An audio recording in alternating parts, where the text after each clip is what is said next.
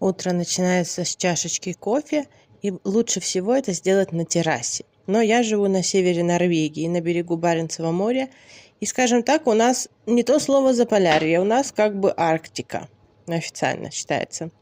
Но я очень люблю солнце, и сегодня как раз солнечный день. Так что кофе буду пить на террасе.